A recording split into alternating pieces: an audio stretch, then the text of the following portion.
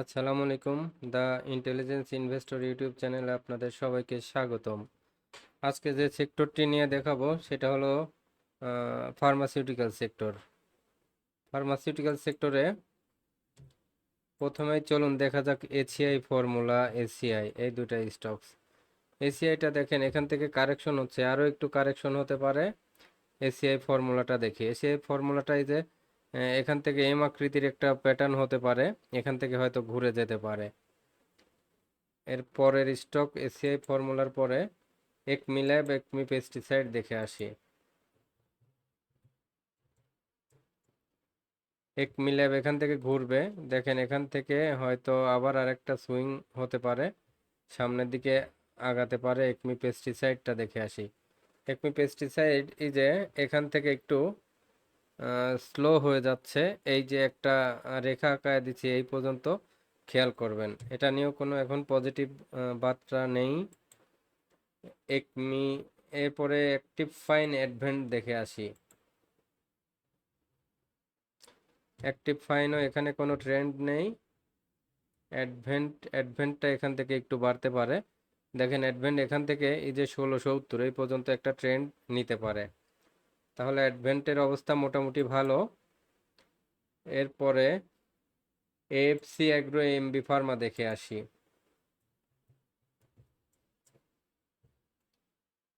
এটারও কোনো ট্রেন্ড নেই। এরপরে এমবি ফার্মা দেখে আসি। এমবি ফার্মারও তেমন কোনো ট্রেন্ড দেখা যাচ্ছে না এই মুহূর্তে।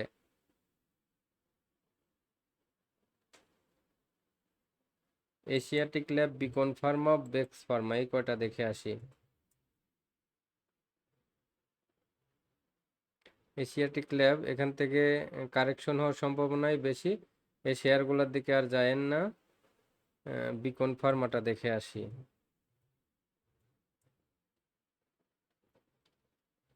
বিকন ফার্মাটা এরও কোনো ট্রেন্ড দেখতেছি না। বেক্স ফার্মা দেখে আসি। বেক্স ফার্মাটা এখান থেকে দেখেন বাড়তে পারে, এই যে এখান থেকে আরেকটা সুইং নিবে, মোটামুটি ক্যান্ডেলটা ভালো। এখান থেকে আবার 158, তার মানে মোটামুটি 8 টাকার একটা গ্যাপ হবে, বা এইখান থেকে আমার মনে হয় যে এটা ব্রেকআউট করে 100, ওই যে 70 টাকা যাওয়ার যে আগে একটা অ্যাজাম্পশন করেছিলাম, এইবার যদি আবার ট্রেন্ড নেয় তাহলে 170-এর দিকে চলে যেতে পারে। বেক্স ফার্মার পরে দেখে আসি সেন্ট্রাল ফার্মা, ফার কেমিক্যাল।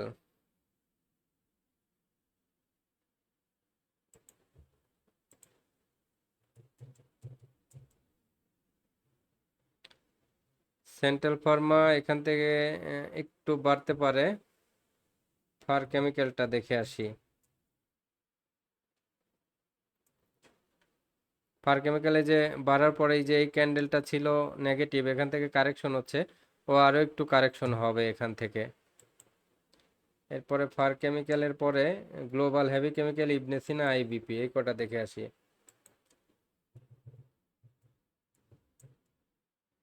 গ্লোবাল হেভি কেমিক্যালটা দেখেন এই যে এখানে একটা বড় ক্যান্ডেলের পরে ছোট ছোট তিনটা রেড ক্যান্ডেল হচ্ছে, ভলিউমও ছোট, তার মানে কি ও এখান থেকে আরেকটা বড় গ্রিন ক্যান্ডেল দিবে। এখন গ্লোবাল হেভি কেমিক্যালটা নিতে পারেন, এখান থেকে গ্লোবাল হেভি হেভি কেমিক্যাল ভালো হওয়ার সম্ভাবনা আছে।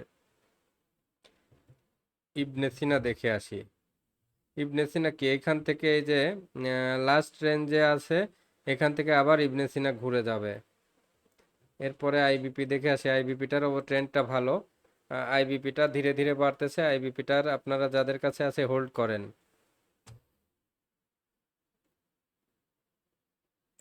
আইবিপির পরে জেএইচআরএম, জেএমআই সিরিঞ্জ, জে এইচআরএম দেখে আসি। জেএইচআরএমটা এখান থেকে একটু স্লো। এরপরে জেএমআই সিরিঞ্জ, জেএমআই সিরিঞ্জটা কারেকশনের শেষ পর্যায়ে, এখান থেকে হয়তো আরেকটা সুইং দিবে। এরপরে কিয়াকস, কোহিনুর, লিব্রা দেখে আসি। কিয়াকসটা এখান থেকে লং টার্মে একটু ভালো হতে পারে। কোহিনুরটা দেখে আসি। কোহিনুরটার কোনো ট্রেন্ড নেই। লিব্রাটা দেখি এখন। লিব্রা ইনফিউশনেরও তেমন কোনো ট্রেন্ড দেখা যাচ্ছে না এই মুহূর্তে। এরপরে ম্যারিকো, নাভানা, অরিয়নের দিকে যাই। ম্যারিকোর কোনো ট্রেন্ড নেই। নাভানা ফার্মা দেখি। নাভানা ফার্মা এখান থেকে একই লেভেলে আছে, এটা যে কোনো সময় বাড়ার সম্ভাবনা আছে। এরপরে অরিয়ন ফার্মা দেখে আসি।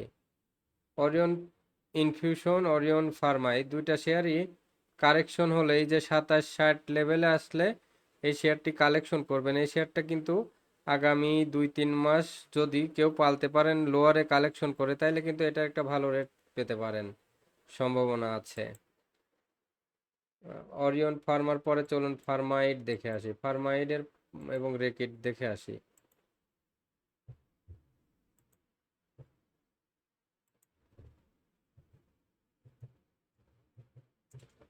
ফার্মাইড, ফার্মাইডটা কারেকশনের শেষ পর্যায়ে, এখান থেকে আরেকটা সুইং হতে পারে। এরপরে রেকিটটা দেখে আসি। রেকিটটা দীর্ঘদিন একই লেভেলে, এটা যখন আপ ট্রেন্ড হবে এই শেয়ারটা কিন্তু কিনতে হবে, কারণ এখানে 3300 আছে। এই শেয়ারটা যখন রেট হবে তখন 4000-এর মতো রেট হওয়ার সম্ভাবনা আছে এই স্টকটির। রেকিটের পরে দেখে আসি রেনেটা, সালভো, সিল্কো। রেনেটা এই যে এখান থেকে কারেকশন হচ্ছে, কারেকশন হয়ে কতটুকু আসে দেখেন, নিচ পর্যন্ত আসলে এই যে এখানে একটা সাপোর্ট আছে 441, যদি এই লেভেল পর্যন্ত নামে তাহলে অবশ্যই কিনবেন এটা, কারণ এটা লং টার্মে এই স্টকটি ভালো হবে। দেখেন এই যে রেজিস্ট্যান্সের কাছাকাছি এসে যেহেতু ডাউন ট্রেন্ড হচ্ছে, এখন একটু কারেকশন পর্যন্ত একে অবজারভেশনে রাখতে হবে শেষ হওয়া পর্যন্ত। তাহলে রেনেটার পর সালভো দেখি, সিল্কও দেখি।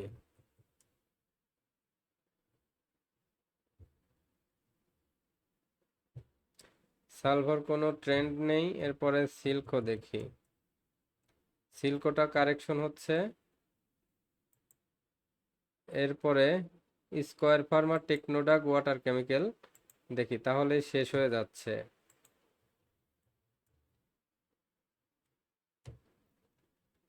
স্কয়ার ফার্মা এখান থেকে আবার ঘুরবে, দেখেন একটা সুইং দিবে 219 থেকে, আবার এই যে 227-28 হতে পারে, বা এখান থেকে আবার যদি এটাকে ক্রস করে তাহলে এই যে 234 এই লেভেলেও যাওয়ার সম্ভাবনা এই শেয়ারটি আছে আগে পরে। তাহলে স্কয়ার ফার্মার পরে দেখে আসি টেকনোড্রাগ।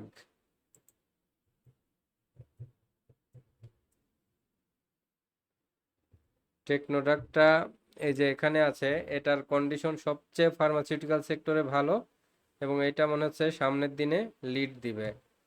এরপরে ওয়াটার কেমিক্যাল দেখে আছি। ওয়াটার কেমিক্যাল দেখে এসে টেকনোটা একটু বেশি ভালো করে বিভিন্ন গ্রাফ অ্যাঙ্গেল থেকে অ্যানালাইসিস দেখাবে। এবার ওয়াটার কেমিক্যাল, তাহলে আমরা সামারাইজে চলে যাই। সামারাইজে হচ্ছে এখানে মাত্র দুইটা স্টক ভালো দেখলাম, সেটা হচ্ছে একটা গ্লোবাল হেভি কেমিক্যাল আর একটা হচ্ছে যে টেকনোড্রাগ।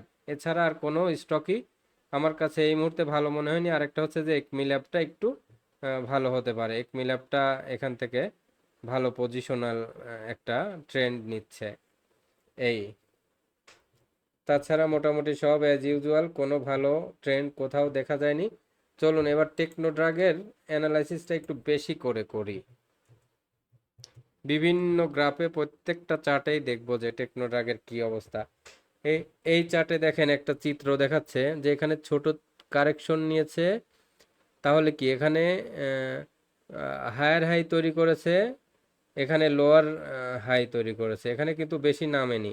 এখান থেকে আবার যদি একটা হায়ার হাই তৈরি করে, এই 52 পার হয়ে যায়, তাহলে এটা কি আস্তে আস্তে পুরা ট্রেন্ডে চলে যাবে। ভলিউমের ক্ষেত্রে কি হয়েছে, ভলিউম এই যে এই কয়টা দিনের চিন্তা করলে, এইটার পরবর্তী ভলিউম চিন্তা করলে, এখান থেকে দেখেন এই কয়টা ভলিউমের পরে আজকে এই ভলিউমটাকে ক্রস করেছে, তার মানে কি ভলিউম ট্রেন্ডও ভালো। শুধুই যে এখানে যে একটা উইংস আছে সামান্য একটু, এই ফান্ডটা বের হয়ে গেছে। তো এই ফান্ডটা বের হয়ে যাওয়াতে সুবিধা হয়েছে কি, এই যে এখানে যতটুকু ফান্ড রিকভার করলো, মানে একটা পার্টি এইখান থেকে এতটুকু বেশি অংশ শেয়ারটা নিয়ে নিয়েছে, আর এইটুকু সেল প্রেসার যারা দিল তারা শেয়ারটি বরং হাতছাড়া করেছে এইটুকের কাছে। তাহলে খুবই পজিটিভ সাইন এটা, এটাও পজিটিভ। এরপরে চলুন হাকান দেখে আসি। এইখানে দেখেন এই যে একটা এটা স্ট্রং সাপোর্ট, এখান থেকে যখন ঘুরে যাচ্ছে তখন এটা খুবই পজিটিভ এই গ্রাফেও। মুভিং অ্যাভারেজে কি দেখাচ্ছে? মুভিং অ্যাভারেজেও এটা উপরের দিকে।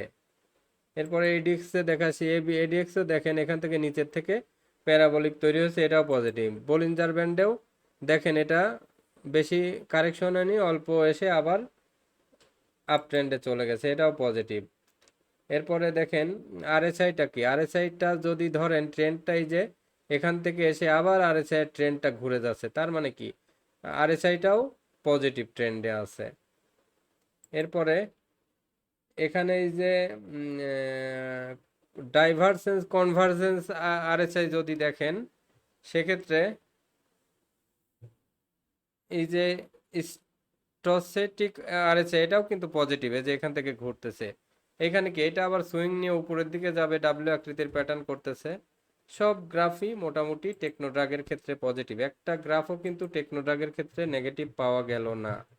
এটাই হচ্ছে সবচেয়ে টেকনোড্রাগের একটা ভালো। এই যে এখানে দেখেন প্রতিটা সুইং দিয়ে দিয়ে দিয়ে দিয়ে এই যে একটা স্ট্রেংথ, এই স্ট্রেংথের নিচে কিন্তু নামতে দেয়নি। তো এটা কি আস্তে আস্তে আস্তে আস্তে বাড়তেছে এই স্ট্রেংথ। এরপরে এই যে এখানে দেখেন ইলিয়ট ওয়েভ দেখলে এখানে কিন্তু 54 দেখাচ্ছে নেক্সট টার্গেট, এই যে 54 এটা হচ্ছে যে আপনার নেক্সট টার্গেট দেখাচ্ছে। ঠিক আছে, তাহলে ইলিয়ট ওয়েভেও খুব পজিটিভ আছে এটা। এন্ট্রি নেবেন একদম শক্ত হাতে, মানে কোনো ভয় ডর পাবেন না, এটা ভালো মতো এন্ট্রি নেবেন।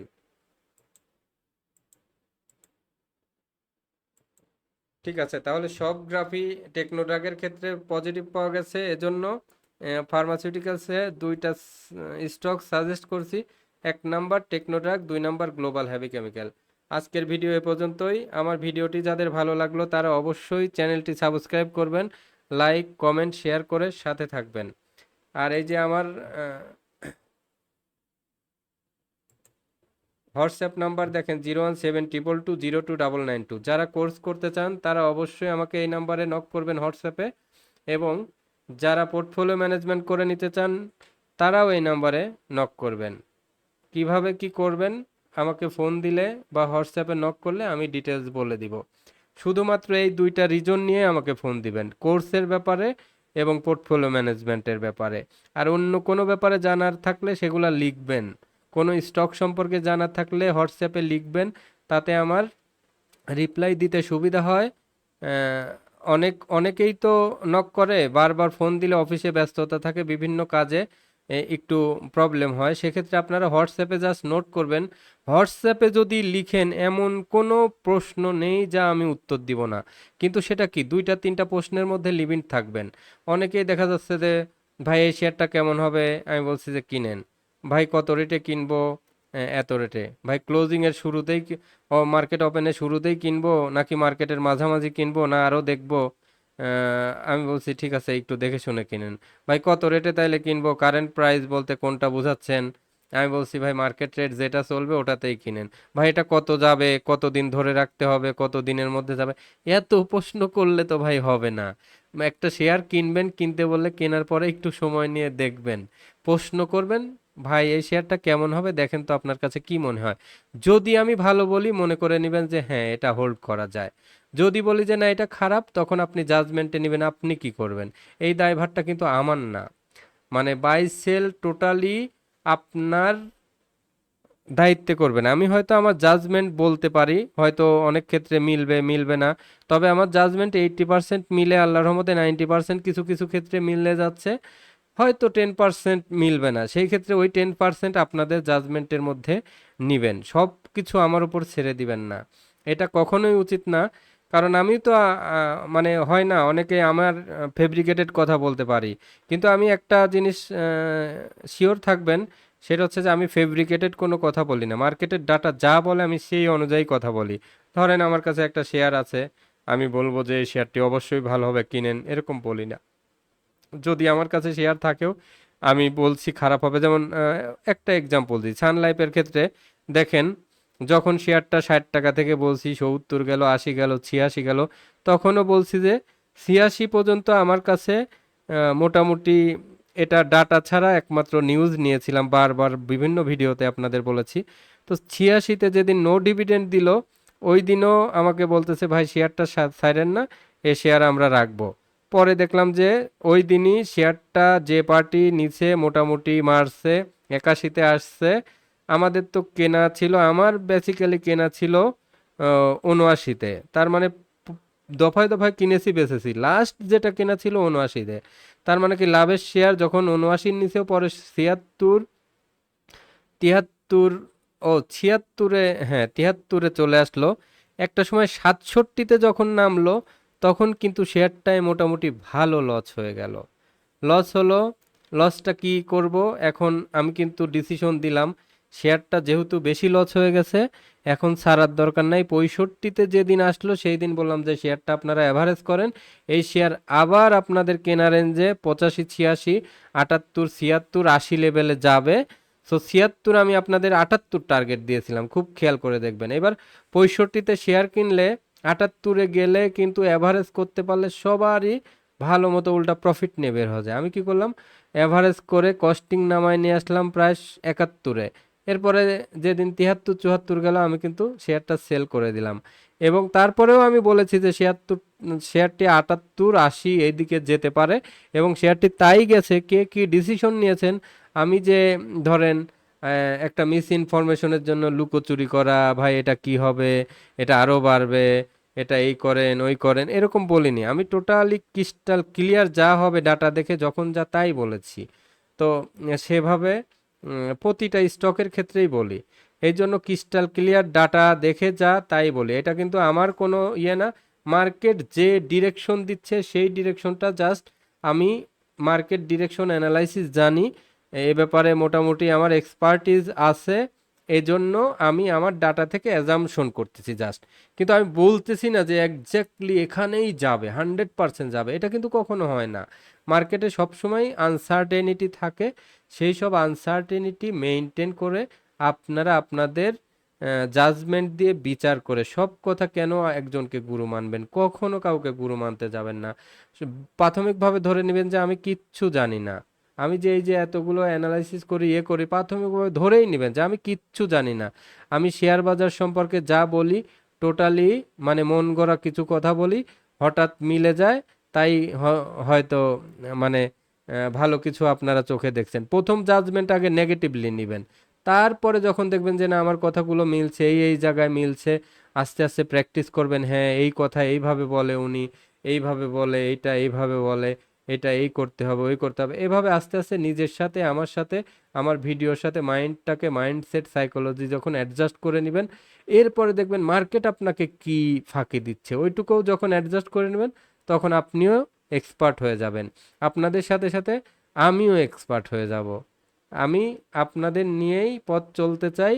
আপনারা আমার সাথে থাকেন, ভিডিওটা দেখেন, লাইক কমেন্ট শেয়ার করেন, আর নিজেদের জাজমেন্টটাকে সবসময় প্রায়োরিটি দিবেন, আমার জাজমেন্ট না। ভালো থাকবেন, আজকের ভিডিও এ পর্যন্তই, আল্লাহ হাফেজ।